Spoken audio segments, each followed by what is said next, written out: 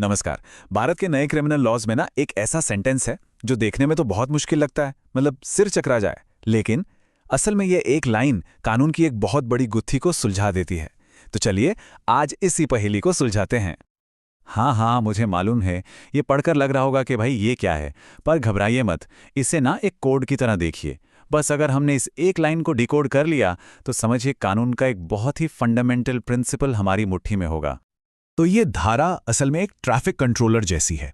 सोचिए, एक तरफ से एक नया बड़ा सा जनरल कानून आ रहा है और दूसरी तरफ से एक पुराना लेकिन स्पेशल कानून। तो अब कौन पहले जाएगा? बस यही फैसला करती है ये धारा। तो उस पूरे लंबे चौड़े कॉम्प्लिकेटेड से सेंटेंस का सार, उसका निचोड़ बस इस एक लाइन में है। स्पेसिफिक कानून हमेशा जनरल कानून पर हावी होगा। बस ये एक गोल्डन रूल याद रखिए। पूरी कहानी इसी के इर्द गिर्द घूमने वाली है।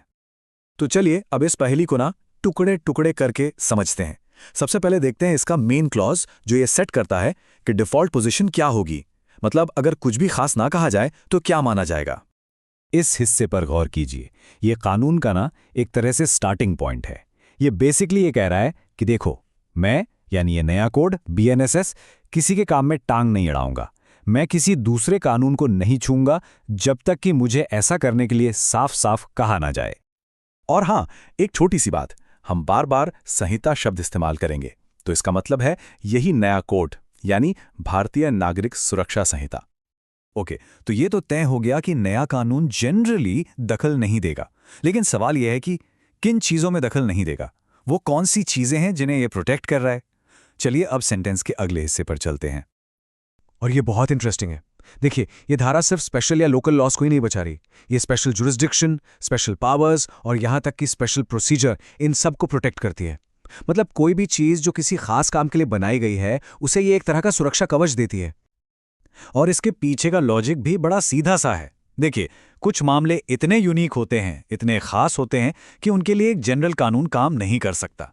उनके लिए खास नियम कायदे बनाने पड़ते हैं। तो ये धारा बस उन्हीं खास नियमों की इज्जत करती है, उन्हें उनकी जगह देती है। यहां तक तो सब ठीक लग रहा है ना? काफी सीधा साधा। लेकिन अब आता है कहानी में असली ट्विस्ट। एक छोटा सा फ्रेज, बस कुछ शब्द जो इस पूरे नियम को सिर के बल खड़ा कर सकते हैं।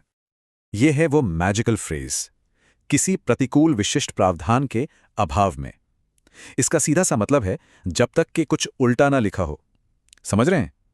ये एक अनलेस क्लॉज है, एक दरवाजा जो खुला छोड़ा गया है। तो ये काम कैसे करता है? बहुत सिंपल है।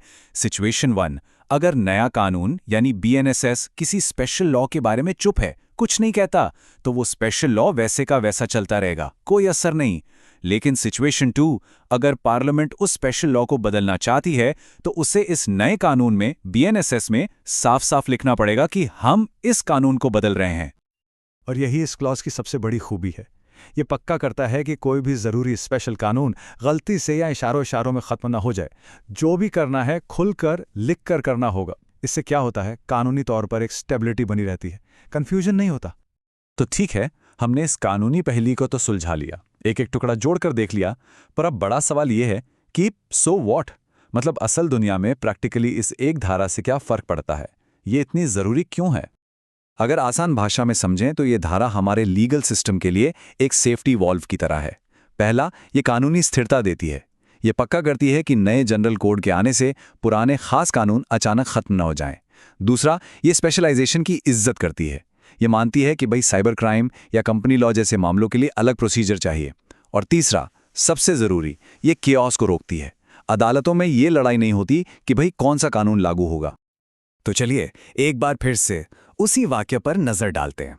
वही वाक्य जो शुरू में इतना भारी भरकम और डरावना लग रहा था, अब उसे पढ़कर देखिए।